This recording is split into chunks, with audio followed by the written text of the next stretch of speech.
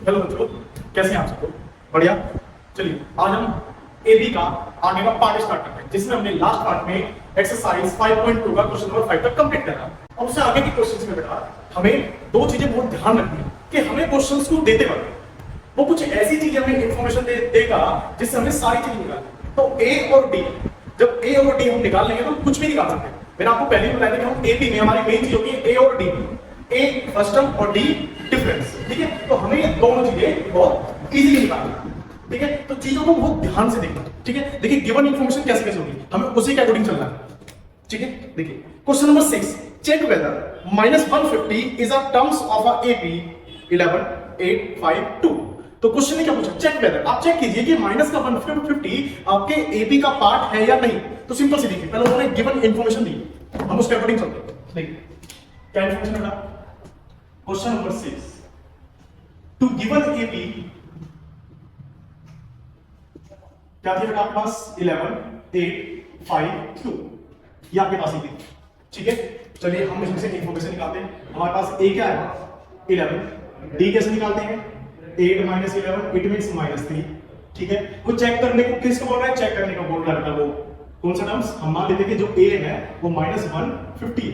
ठीक है, ले अब हमने मान लिया कि ए एन, तो बेटा जी जब हम इसको ए एन माना है, एन टर्म्स माना है, तो फॉर्मूला भी ए एन का ही लगाएंगे। तो लगाइए फॉर्मूला ए एन का, क्या होता है ए प्लस n - 1 इंटू डी -150, ए की वैल्यू 11 प्लस n - 1 और डी की वैल्यू -3, ब्रैकेट में करिए -150, 11 इधर जाके क्या होगा बेटा माइनस होगा, कीजिए n - 1 -3 -150 -1 आपका हुआ ये -61 161, और n - 1 जब ये डिवाइड होगा बेटा -3 से माइनस कट, और ये n इधर जाके हो जाएगा बेटा n 160/3 प्लस 1। ठीक है, आप ध्यान से देखिए, आप सोल्व करोगे तो ये हो जाएगा 161 प्लस 3/3 यानी कि 164/3। ठीक है, तो ये है ना एक आपका एक नोट ऑफ इंटीजर, ये आपका एक इंटीजर फॉर्म में नहीं है। और ध्यान रखना कि जो हमारा n होता है ये हमेशा एक इंटीजर फॉर्म होना चाहिए। ये कभी भी अगर रेशनल में आता है तो आपका आंसर कभी नहीं होगा। ठीक है, n हमेशा किस मात्रा का इंटीजर फॉर्म, एक round figure number. n number of terms है बेटा, ये नंबर ऑफ टर्म्स हमारा हमेशा एक रेशनल फॉर्म में नहीं होना चाहिए। हमेशा या तो कह लीजिए आप नेचुरल, होल, इंटीजर, ये तीनों राउंड फिगर नंबर होते हैं। तो हमारा जो n है वो एक राउंड फिगर नंबर होना चाहिए, is not a integer. That means -150 is not terms of AP 11852। That is yeah। ठीक है, तो सब समझिए कि हमें जैसे दिया हमें बिल्कुल वैसे ही करना है। चलिए हमने क्वेश्चन नंबर 6 किया। अब ऐसे ही हम कुछ ऐसे क्वेश्चंस करते हैं जो बोर्ड में आते हैं। ठीक है, बोर्ड में जैसे आपका जैसे क्वेश्चन नंबर 9 है। ठीक है, क्वेश्चन नंबर 9 को बहुत ध्यान से पढ़िए। If third terms and 9 terms is 4 and -8, तो हमारे पास में थर्ड और 9 टर्म्स क्या है 4 and -8। तो गिवन इंफॉर्मेशन देखिएगा क्वेश्चन नंबर 9, हमें जो गिवन है वो क्या क्या है। हमें दिया है थर्ड टर्म इतना 4, थर्ड टर्म्स बेटा यानी कि a + 2d is a 4, equation first. And साथ में दिया हमें a9, a9 कितना दिया आपको -8, a9 का मतलब a + 8d is equal to -8, equation 2। ठीक है, अब हमें करना क्या है, ये लीनियर इक्वेशन बन गया। ध्यान से देखिए, आपने थर्ड चैप्टर पढ़ा है तो आपके पास में क्या लीनियर इक्वेशन है, और जब लीनियर इक्वेशन को सॉल्व करोगे तो हम करेंगे क्या होगा, इक्वेशन फर्स्ट में से 2 को माइनस करेंगे। ये बेटा a + 2d is equal to 4 और a + 8d is equal to -8। आपने माइनस किया, माइनस वाला प्लस हो जाएगा। तो बेटा a से a का नाम 2d में से 8d गया तो क्या बचा -6d। और ध्यान से देखिए 4 और 8 ये दोनों प्लस के हैं, 4 और 8 मिलके क्या होगा 12। अब d को 12 से कट करा, इससे -6 से डिवाइड करा तो कितना आएगा, d की वैल्यू आई -2, d आ गया -2। अब d की वैल्यू पुट कर दीजिए इक्वेशन फर्स्ट में, पुट कीजिए put the value of d in equation first में पुट कीजिए बेटा a + 2d की value -2 is equal to 4, a - 4 is equal to 4। तो आपके पास में a की वैल्यू आ गई बेटा 8, ए आ गया डी आ गया, अब आप कुछ भी निकाल सकते हैं, कुछ भी। अब चलिए अगला क्या, उन्होंने कहा कि कौन सा टर्म्स कितना क्या बड़ा जीरो है, तो बिल्कुल सेम इसी की तरह मैंने ये क्वेश्चन और ये क्वेश्चन क्यों कहा, क्योंकि बेटा जैसे हमने लाइन कर रहे हैं वैसे ही बिल्कुल सीखना, और जैसे सीखा वैसे ही लाइन है। यहाँ पर तो हमें खुद बताया था कि आप चेक कीजिए कि माइनस टर्म्स माइनस 150 कौन से टर्म्स है, ठीक है। यहाँ पर तो हमें सीरीज ही थी, यहाँ पर कोई सीरीज ही नहीं दी है, तो हमने क्या किया पहले एओडी निकाले, उसके बाद उसने पूछा कि एंड का टर्म्स जीरो होना चाहिए, कौन सा है, ठीक है। तो अब फॉर्मूला लिखिए a plus n minus 1 into d equal to 0, ठीक है। तब हमारे पास में ये है, तो डी का a की वैल्यू कितनी आपके पास 8 प्लस n माइनस 1, d की value minus 2 equal to 0, multiply कर दीजिए बता, ये कितना हो जाएगा माइनस 2 माइनस 2 ये प्लस 2 इक्वल टू 0, माइनस 2 ये प्लस 10 हो गया इक्वल टू 0, तो minus 2 equal to minus 10 minus minus 1, अब n equal to 10 upon 2, n की वैल्यू कितना आएगा 5। अब ध्यान से देखिए, यहाँ पर तो n कैसा आया था 164/3, ये रेशियो फॉर्म में था, ये एक इंटीजर नंबर नहीं था, लेकिन यहाँ पर n कैसा आया 5 आया, तो इसका मतलब ये तो टर्म्स है, लेकिन यहाँ पर ऐसा कोई टर्म्स है नहीं जो माइनस 150 है, समझिए। तो यहाँ पर क्या लिखेंगे हम आंसर में, हम लिखेंगे the fifth terms of an AB is 0, या समझिए। तो जब भी अगर आपका n, जब भी आपका n अगर आपका रेशियो फॉर्म में आना है, तो आपको वो क्वेश्चन समझ जाना है कि आपका वो टर्म्स उसमें है ही नहीं, या फिर अगर वो टर्म्स है, क्वेश्चन ने कहा कि ये टर्म्स है, तो इसका मतलब है आपको जो n की वैल्यू आई है वो गलत है। हम थोड़ा सा आइडिया लगा सकते हैं, अगर हमें कुछ चीजें पहले से पता होगी तो हम आइडिया लगा सकते हैं कि हमारा आंसर सही जा रहा है या रॉन्ग जा रहा है, समझ गए। तो चेक कीजिएगा, बस ये ध्यान रखिए कि जो n है वो आपके एक राउंड फिगर नंबर होना चाहिए, ठीक है। अब इसका आगे का क्वेश्चन करके देखिए जो और भी एग्जाम्स में आते हैं।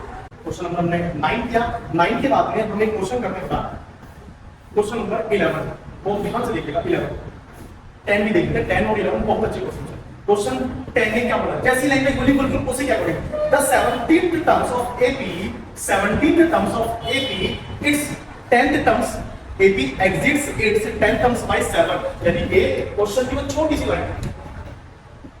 क्वेश्चन नंबर 10, क्वेश्चन ने कहा 17th terms exits by 7 for 10 terms, ये कहा है बेटा क्वेश्चन में, सिर्फ इतना ही कहा है कि 17th terms it exceeds 10 terms by 7, 7 उससे ज्यादा है, ठीक है। तो a 17 का मतलब क्या होगा, a plus 16d, a इसका मतलब क्या होगा, a plus 9d plus 7, a से a कट गया, 16d minus 9d is equal to 7, तो 7d is equal to 7, 7 से 7 कट, तो d is equal to 1, ये आपका आंसर है। ये छोटा सा क्वेश्चन, लैंग्वेज पढ़िए और क्वेश्चन कीजिए। अब हम 11 करते हैं, क्या बोला बेटा, 11 में बहुत ध्यान से देखिए, 11 में आपसे which terms of the AP, यानी कि कौन सी टर्म्स है ना, कौन सी टर्म्स AP की 132 मोर देन और 54 टर्म्स, यानी कि 54 टर्म्स से 132 ज्यादा है मोर। तो क्वेश्चन में देखिए क्या होगा, हम 11 करते हैं, लेकिन ये लाइन मैं पहले लिख देता हूं। हम मान लेते हैं कि AN टर्म्स A 54 टर्म्स से कितनी ज्यादा है, 132 ज्यादा है, समझे। तो हमारे पास में गिवन इंफॉर्मेशन के अकॉर्डिंग हमारे पास AB का है, हमारे पास AB है 3 15 27 3 15 27, नेक्स्ट टर्म सबसे क्या दिया 30 है, ठीक है। यहां से देखो हमारे पास में a क्या है, a है 3, d कितना है 15 minus 3 इक्वल्स 12, तो वैल्यू को क्यों दीजिए, सिंपल कर दीजिए, a plus n minus 1 into d, a plus 53d plus 132, देखिए a से a तो डायरेक्टली करके आपने वैल्यू में पुट नहीं करी, अब इसकी मल्टीप्लाई कीजिए, तो nd minus d plus 53d plus 132, ये इधर आके क्या हो जाएगा, प्लस हो जाएगा, nd माइनस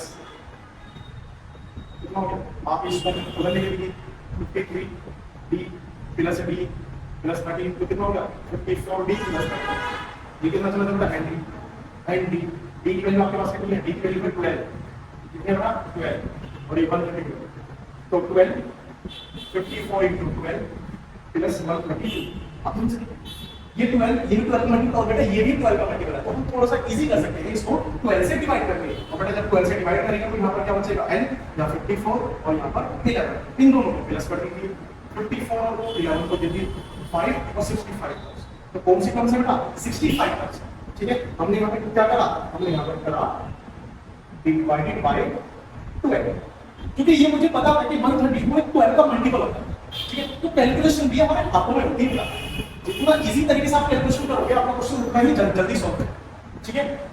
तो इसलिए हमें टेबल स्क्वायर्स क्यूब याद तो नहीं चाहिए, ये नहीं कि आप कॉपी को पेज ऐसे उठाओ और आप सॉल्व करने स्टार्ट करो, इतनी कैलकुलेशन तो हमारे पास होनी चाहिए, ठीक है। क्वेश्चन नंबर हमने कौन सा किया अभी 11 में 11 से आगे बेटा क्वेश्चन करते हैं 13 और 14 बहुत अच्छा क्वेश्चन है। 13 में क्या बोला हाउ मेनी 3 डिजिट एग्जाम में आने वाले क्वेश्चन होते हैं how many 3 digits are divisible by 7 यानी कि ऐसी कौन सी 3 डिजिट्स की डिजिट्स हैं 3 जो हमारी 7 से डिवाइड होती है। तो 3 डिजिट्स नंबर बेटा जी हमारे पास है 13 क्वेश्चन। तो 3 डिजिट नंबर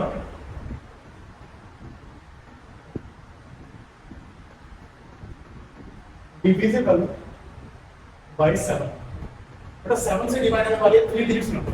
अब ये बताइए कि 3 डिजिट्स नंबर हमारे स्टार्ट होते कहां से? तो ध्यान से देखिए जब आप 1 से लेके काउंटिंग स्टार्ट करते हैं तो 99 आता 99 का होता था 100 यानी कि 100 हमारा एक ऐसा नंबर है जिसमें 3 डिजिट की स्टार्टिंग होती है। तो हम जब पहला नंबर लिखेंगे तो इसे छोटा सा सॉल्व करेंगे 7 से इसको डिवाइड कर लेंगे 7 से डिवाइड कीजिए 7 into 7 कितना बचा 3 3 0 30 और 7 4 20 है।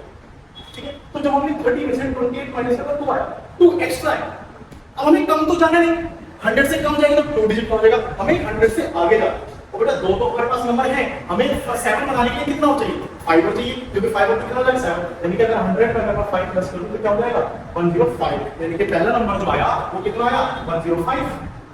तो हमारे पास में पहला नंबर था 105 112 119 ठीक है। लेकिन लास्ट नंबर क्या होगा लास्ट नंबर हमारा 3 डिजिट प्रॉपर है 999 आप इसको 7 से डिवाइड करें 7 में 7 9 में से 7 गया 2 7 4 28 29 में से 28 गया 1 90 और 70 2 का 40 यानी कि 90 में से 14 का क्या बचा 5 यानी कि 5 एक्स्ट्रा है और जब 5 एक्स्ट्रा है तो अगर इसमें से 5 माइनस करें तो क्या बचेगा 994 ठीक है। तो हमारा लास्ट जो नंबर है वो कितना है 994 ठीक है ये 994 समझे।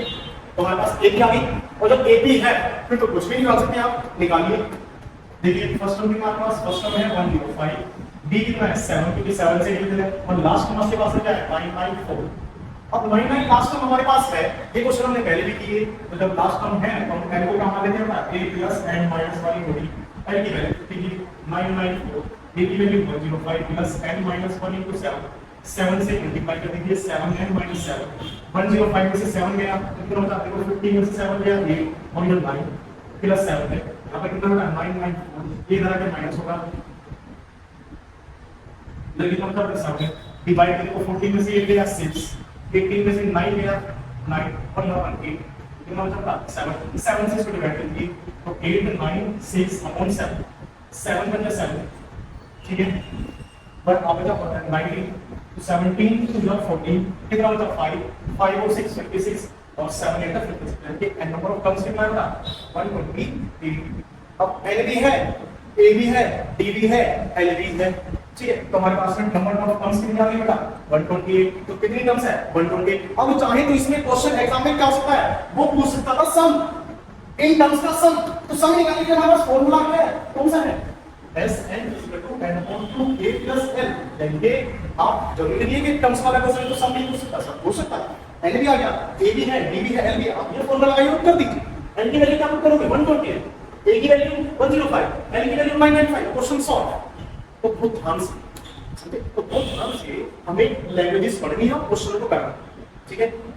3 डिजिट का सम था हमारा 3 डिजिट का पहला सम जो 7 से डिजिट था वो 105 129 लास्ट में 994 हमने l लिया और नंबर ऑफ टर्म्स निकाल दिया बाद में आप ऐसे भी निकाल सकते हैं कि सारी टर्म्स का सम निकाल समझ गए। अब इसमें आगे क्वेश्चन करते हैं ऐसे एक क्वेश्चन है जो बहुत इंपॉर्टेंट है इसका क्वेश्चन नंबर 15 देखिए बहुत इंपॉर्टेंट क्वेश्चन थोड़ा सा ध्यान देना है क्वेश्चन ने कहां क्या क्वेश्चन ने कहा for what value of n are the nth terms of 2 80s 63 65 67 and 3 10 17 are equal यानी कि दोनों की nth टर्म्स इक्वल है। तो इस लाइन को मैं पहले लिख लेता हूं क्वेश्चन नंबर 15 है यानी कि दोनों का nth टर्म्स क्या है ना इक्वल है। इसके लिए मैंने स्मॉल करा इसके लिए मैंने क्या करा कैपिटल करा। तो हमारे पास में जो गिवन इंफॉर्मेशन थी वो क्या थी 2 गिवन APs